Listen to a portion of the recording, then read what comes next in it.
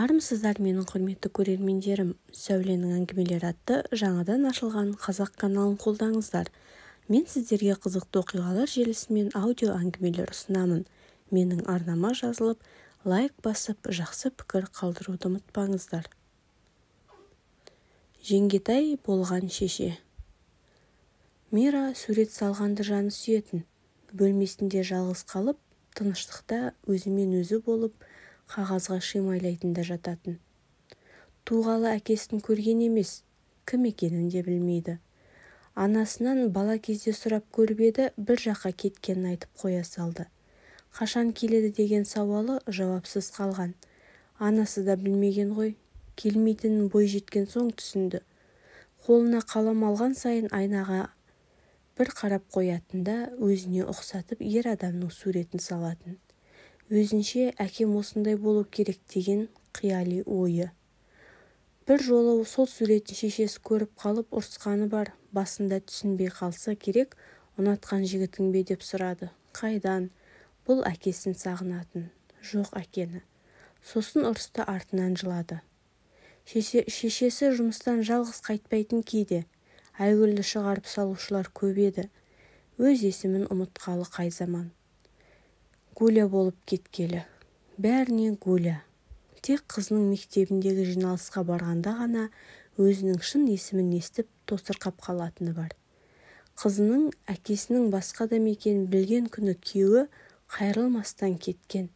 Содан кейін күйеуін мүлдем көрген жоқ. Іздеп ол келмеді, бұл да іздеп қайтсын. Бәріне кінәлі өзі. Жеңіл жүріске жаны құмар Айгүл еркекті қалпақ жауыстыратын. Тіпті еркектерді үйге ертіп келетін кездері де болатын. Қызым барау демейтін, оны сабақ оқы деп бір бөлмеге кіргізіп жіберетін де өздері білген істейтін. Кішірек кезінде Мира оның бәрін жұмыс деп түсінетін. Бой жете бастағанда шешесінің бұл жүрісіне қарсылық танытып ренішін білдіретін болды. Шеше болса қызының жан айқайына құлақтаспайтын. Керісінше ашық әңгімеге шақырған кейіп танытып, ал сенің жігітің жоқ па?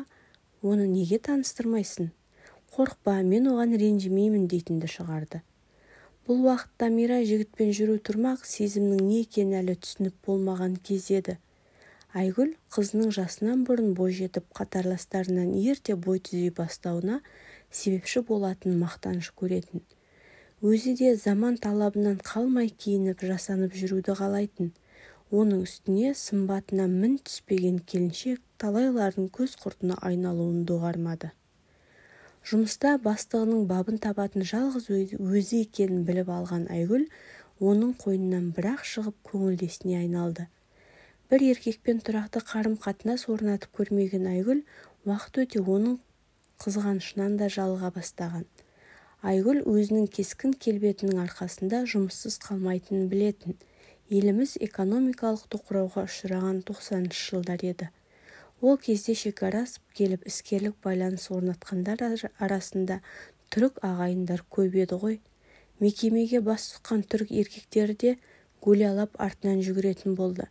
Сымбатты келіншектің сырына қанығу үшін айтқанының бәрін істейтін. Бір-екеуін кезекпен үйіне де шақырды. Сөйтіп жүргенде бұл бастығының көңілдес екендігін естен шығарып алып алдында айыпты болып қалған еді. Қаһарлы бастықты үйіне шақырып ат-тон айыбын бері ашуын басуды ұйғарды. Ол есік қаққанда дәл сол күні Мира да үйде еді. Ас үйден арақ пен күлімсі темекінің иісі шыға бастағанда сыртқа шығып кетпекші болып жиналды. Сыртқа беттегені сол еді, Айгүлдің қашан келесін деген даусынан тосылды. Өзім білемін деді де есікті тарс жапты. 15 жасар бойжеткеннің анасынан да көрікті екендігін еркектің көзі байқап қойды. Қызыңмен неге таныстырмайсың деген қуақы сұрақтың астында зіл жатқанын Айгүл де сезді. Көзіме шөп салған айыбыңның өтеуі сол болсын дегенде қатты қысылды. Сөздің астарын түсінбеген болып, қазір келсін деумен болды. Абырой болғанда енді масая бастағанда еркектің ұялы телефоны шырылдап қоя берді. Ұялы байланыстың жаңа шығып жатқан кезі кез келгеннің қолында жүрмейтін ақшалардың байлығының бір көрінісі тәріздеді. Телефонның шырылынан екеуі де естерін жиып алғандай. бар бибаған саусағымен қай түймесін қалай басарын білмей далбасалап қалды. Қоңырауды қабылдамауды ойлаған, бірақ қосылып кетті де ар жағынан әйел даусы естілді. Әйел екен, қонақ келіп қалды деп дабыл қағыпты. Ұзақ отырмайтынына қуанған Айгүл бастығының асты-үстіне түсіп шығарып салды. Енді не істемек? Өзін аймалаған қолдар енді қызын умаждамақ па? Жоқ, олай бола қоймас деп ары ойланып, бері ойланып бір шешімге келген. Биыл Мира 9-шы сыныпты бітіреді. Ары қарай оқымай-ақ қойса болады. Тұрмысқа шығарып жіберсем деді. Өзі де сосын емін-еркін сайран құрады емес пе? Бірақ кімге? 2 күн басын қатырып қызын өзі танитын бір жігітпен таныстырмақ болды. Жұмысқа келіп кетіп жүретін түріктердің ішінде жасы 20-25-тегі бір жігіт бар еді.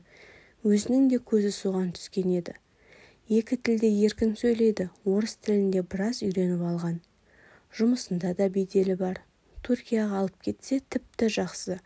Бұл жақтағылар кәмелеттік жасқа толмай байға тиеді деп ешкім сөкпейді. Осылай шешті Айгүл. Бұдан артық үміткер табыла қоймас. Енді ыңғайын тауып үйіне шақырса болды. Мира қайда барар дерсің? Күнде онсыз да сурет салып үйде отырады емес пе? Тек жеделдету керек. Ақыры ол жігітпен де тіл табысты, қонаққа шақырды. Міне қызық, ол бірден келісе кетті. Айгүлдің қонақ жайлылығы жайында бұл да естіген болды-ау. Бір тал гүлін көтеріп кешкісін ол да жетті. Қазақшалап оның есімін өзін Әмір атап алды. Мира бөлмесінің есігін жауып алып, кілттеп алмақшы болып жатыр еді. Айгүл тамаққа шақырды. Анасының сөзін жерге тастамайтын болған қыз сүлесі ас үйге келді. Өткенде ғой екеуі тағы да сөзге келіп қалғанда анасының жылағаны. Мен осының бәрін сенің болашағың үшін төсіп жүрмін деп айғай салып дауыстап тұрып жылаған. Мастықтан емес, шын күйеніші деп түсінген Мира. Содан бері анасына ренжісе де үндемейтін болған. Қарсы алдындағы жап-жас жігітті көріп, енді жастарға көз салатын болғансың ба дегендей шешесі ызалана қарады. Анасы болса бұның алдында құрақ ұшып безілдеп жүр. Жігітпен таныстырды. Бір қарағанда қазаққа ұқсамайтын жігіттің түрік екені сөйлегенде білді. Қазақша ағып тұр десе де тілінің бөлек екені сезіледі. Дастархан басында көп бөгелген жоқ, сыпайы қоштасып шығып кеткен жігітке Мира қайран қалды. Әдетте шешесіне келген еркек атаулы түн жарымына дейін отырып қайтатын, не қонып қалатын. Бұл басқаша. Анасында өзгеріп сала бергеніне қарап, Мира ішіне күдік алды. Мына жігіт менің әкем болғысы кеп жүрме, шын ойы бар болғаны ғой. Әйтпесе, шешем осынша құрақ ұшпайтын еді деп қиялданып кетті. Бірақ ертесінде әлгі жігіт бұны есік алдында күтіп алғанда қайран қалды. Қолында бір шоқ гүлі бар. Не істерін білмеді. Шешем жұмыста ғой деп бетіне бажырая қараған. Жігіт болса ыржыңдап күлді де, «Иә, білем, үйге кірейік, күте тұрайын» деді. Амалсыз ертіп жүрді. Кіре сала аяқ киімін де шешіп үлгерместен Мираны қапсыра құшақтап өзіне тартты. Өлімдей қыздың сытылып шығуына күші жетпеді. Қазақшаға орысша араластырып бірдеңелерді айтып жатыр. Бәрін естіп тұрса да көзі бұлаулаған Мира ештеңе ұғар емес. Бұлқынған сайын қара күш иесі де бұны одан әрі қатты қысады. Мамама айтамын деп кішкентай бала сияқты жылап тұрып шағымданып еді. Әлгі Әмір қарқылдап күліп қоя бергені.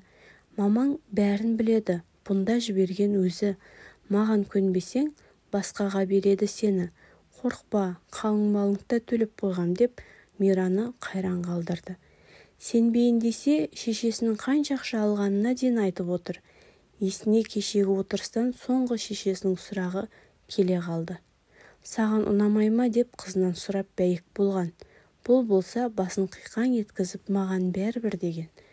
Енді кеп әке болама деп жүргені өзіне жабысып жатқаны. Ойланып кеткен екен. Қыздың үндемей қалғаны келіскені деп ұққан дәуғара оны төсекке алып ұрды. Айгүл де жұмыстан кеш шықты. Жұмысы көп болғаннан емес, қызын көруден жасқанды. Есік алдында да кіруге бата алмай біраз тұрды. Сосын бүгін сатып алған ұялы телефонымен үй телефонына қоңырау шалды. Ұзақ шырылдан кейін қызының даусын естіді. Тың-тыңдап үнсіз тағы тұрды. Ешкім жоқ сияқты. Амалсыз ішке енді. Жылап-жылап көз жасы көл болған Мираның көзі ісіп кеткен еді. Қызын жұбатқысы келіп, қасына келгенде білегінің көгергенін байқады. Бағынғысы келмеген бірден түсіне қойып, қызым, бәрі жақсы болады деп басынан сипап еді. Денесін жиырып алған арыстанша Мира да кері шегініп, бақырып қоя берді. Бір айдан соң оқу жылы бітетінін, сосын Түркияға оқуға Әмірмен бірге жіберетінін, сол жақта сурет өнерін дамытатынын айтып ақталған болды. Сол күннен кейін Әмір бұл үйге жиі келгіштеп жүргенін байқаған Айгүлдің бастығы суыртпақтап сыр тартты. Оның өзіне емес Мираға келіп жүргенін айтқанда Айгүлді бір мақтаныш сезім билегендей еді. Жарайсың, деді бастығы да қайтпай. Жарайсың, инвесторлардың көңілін керемет тауыпсың. Одан мен де енді пайда көруім керек. Ойлағанымыздай болса, қомақты сыйақыдан құр қалмассың, деп салды. Айгүл көңілдес екеулеп жүріп, Мираны Әмірге тұрмысқа шығуға көндірген. Көндірді деген бұлай сөз. Мира бұрынғысынан да тұйықталып шешесінің сөзін екетпейтін жансызға айналғандай. Мектебіне баруды да қойды. Бір бөлмеде қамалып отыратын. Артынан іздеп келген құрбылары да Мираның бойындағы өзгерісті сезді. Сабаққа келуін өтінді. Мектепке барғанмен дел сал күйде қайта қайтып келеді. Өзімен өзі сөйлесетін әдет тапты. Сабақ үстінде дауыстап әндетіп те алатын болды. Қыздармен сөйлессе де әңгімеге қатысы жоқ нәрселерді айтып қайран қалдыратын болды. Денсаулығының дұрыс болмай жүргенін байқаған мұғалім Айгүлге хабарласып, дәрігерге көрсетуін өтінді. Бір ай ішіндегі қызының бойындағы өзгерісті байқамаған Айгүл бұл сөзге шамданып та қалды. Жақын күнде Әмір елінен келеді, сосын Мираны алып кетеді. Бәрі керемет болады деген ойдан шыға алмады. Бірақ Әмір ұзақ күттірді. Ақыры басқалардан келе алмаймын деп сәлемдеме айтып жіберіпті. Келіншегі барын, сол босанып жатқанын естіртті келгендер. Қайран қалды. Қанша тіс қаққан болса да, жас жігітке алданғанына ыза болды. Бірақ енді ештеңені өзгерте алмайды. Содан бері тұп-тура 20 жыл өтті. 30-дан асқан Мира тұрмысқа шықпады. Өкініштісі сол оқиғадан соң Мираның жүйке жүйесі сыр беріп, психикалық сырқатқа шалдықты. Көктем шыққанда ешкімге бағынбай, ойына келгенді істейтін болды. Оны емдетуге шешесі де құлықты бола қоймады. Әйтпесе қаражат жағынан қысылып жүрген ол емес. 50-ден асып жығылса да қалталы шал шауқанымен қыдыруын тоқтатпады.